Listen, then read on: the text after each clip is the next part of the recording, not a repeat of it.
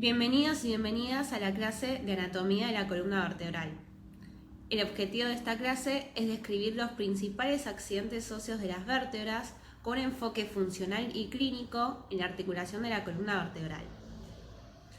Las vértebras son huesos de forma irregular que cumplen funciones de soporte y de protección.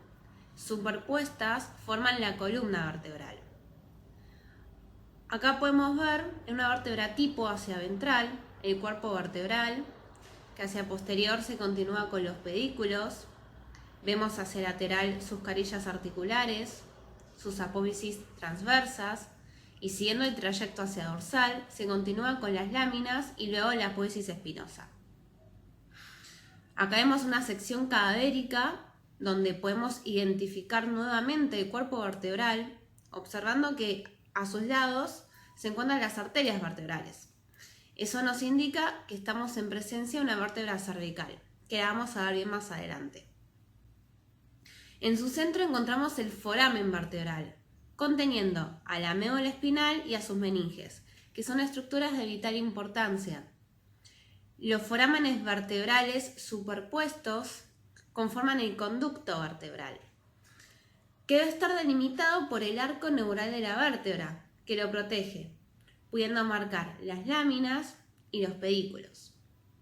Todo esto guarda una importancia clínica debido a que la estrecha relación anatómica entre ellos y su lesión puede dañar la médula. Por eso es que ante cualquier traumatismo el paciente se inmoviliza, porque lo primero a observar y a tener en cuenta en un estudio por imágenes va a ser la médula espinal. La columna vertebral se ubica en la línea media del dorso entre la cabeza y la cintura pelviana.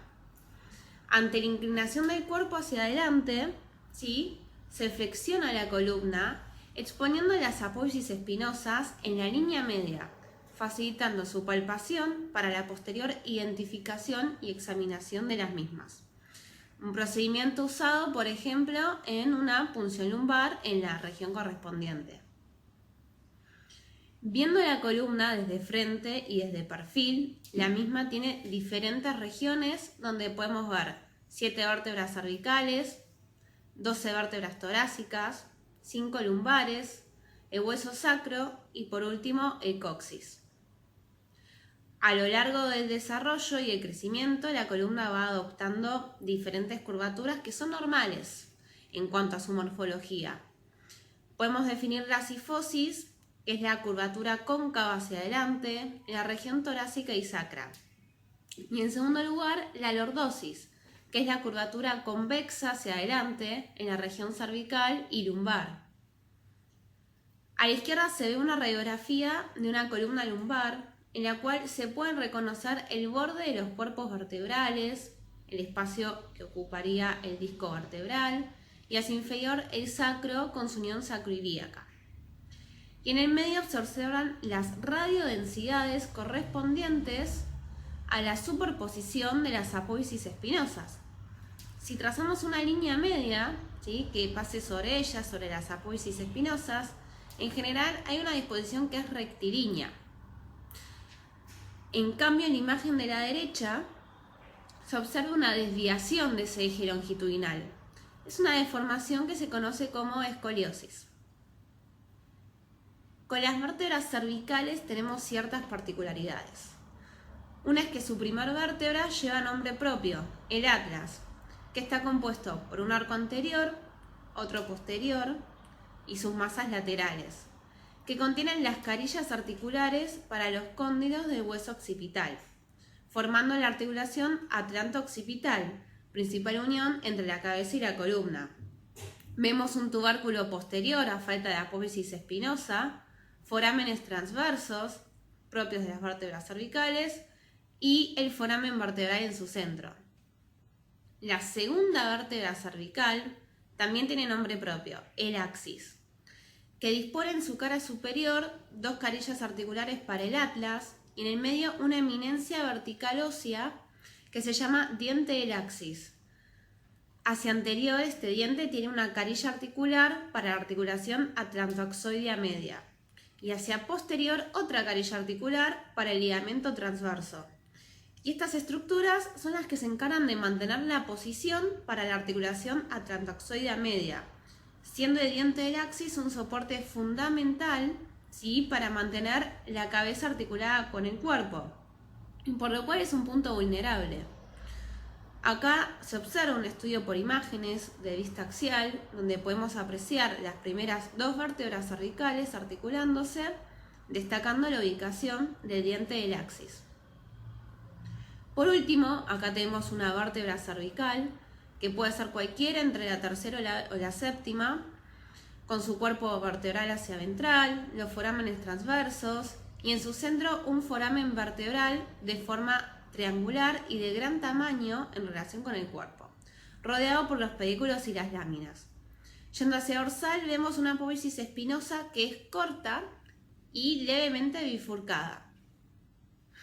A diferencia de las vértebras cervicales, las vértebras torácicas tienen su apófisis espinosa larga e inclinada hacia abajo y dispone de fositas articulares para la carilla articular vertebral de las costillas, como podemos observar en este estudio de vista axial, viendo cómo se articula la costilla por un lado con el cuerpo de la vértebra y por el otro con su apófisis transversa. Si las comparamos con la región subyacente, las vértebras lumbares, vemos que su cuerpo vertebral es más voluminoso y su apófisis espinosa es más cuadrilátera, orientada en posición horizontal.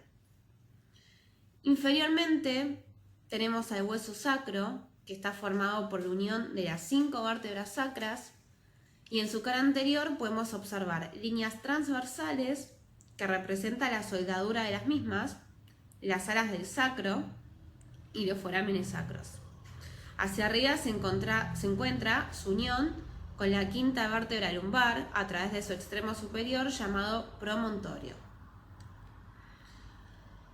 Las articulaciones entre vértebras pueden darse por unión de sus apófisis articulares, llamándose articulaciones sigapofisarias, siendo estas sinoviales planas a nivel cervical y torácico y cilíndricas a nivel lumbar.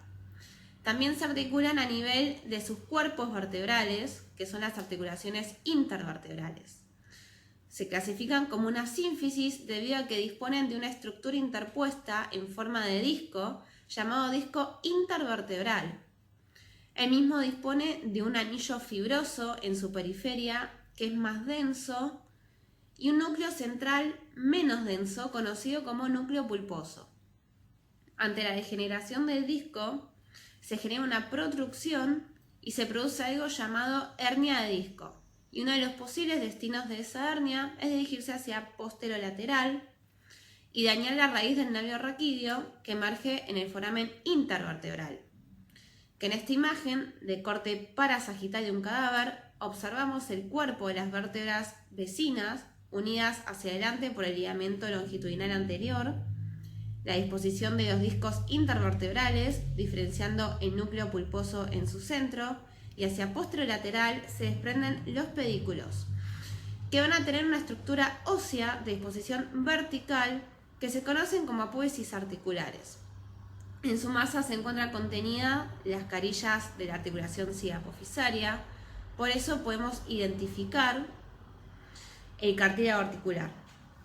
Entre la cara y los cuerpos vertebrales hacia adelante, los pedículos en los dos extremos y la apófisis articular hacia atrás, queda delimitado el foramen intervertebral.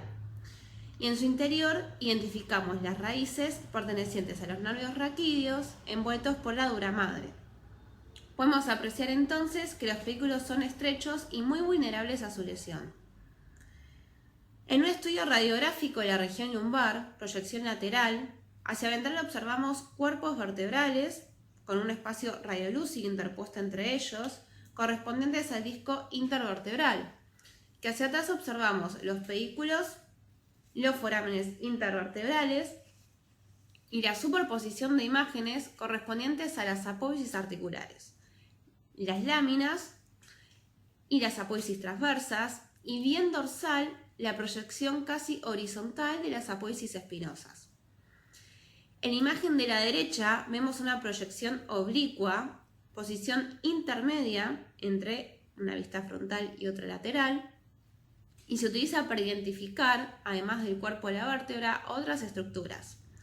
Si utilizamos las radiodensidades, podemos identificar una imagen que se asemeja a la silueta de un perro, donde la apófisis articular superior es la oreja, el ojo el pedículo, la apófisis transversa el hocico. Vemos la apófisis articular inferior, que representaría su pata delantera, y la pata trasera la apófisis espinosa, y el cuerpo es la lámina. El cuello del perro es importante porque representa el istmo, que es también conocido como pars interarticularis, que conecta ambas apófisis articulares, por lo cual es una referencia que hay que tener en cuenta si sospechamos algún traumatismo. Entonces, como conclusión, la columna vertebral es una compleja estructura osteofibrocartilaginosa, articulada y resistente, que en forma de tallo longitudinal, perteneciente al esqueleto axial, se extiende en el dorso desde la cabeza hasta la pelvis. Cumple dos grandes funciones. En primer lugar, actúa de manera activa y pasiva en sostener el peso corporal, permitiendo la posición erguida en la bipedestación. El principal pilar de soporte es anterior y lo conforman la superposición de los cuerpos vertebrales, articulados entre sí por los discos intervertebrales. Hacia atrás, la superposición de las apófisis articulares, unidas por las articulaciones zigapofisarias, forman dos pilares posteriores con una importante función dinámica en los movimientos de la columna. La segunda función de raquis es la de protección de la médula espinal y los nervios raquídeos que de ella emergen gracias a la unión del cuerpo vertebral con el arco neural posterior.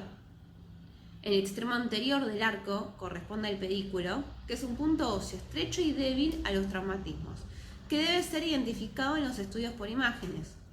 La complejidad estructural y biomecánica de la columna hace que sea lugar de asiento de cuadros dolorosos y disfuncionales, regionales o referidos de muy alta prevalencia.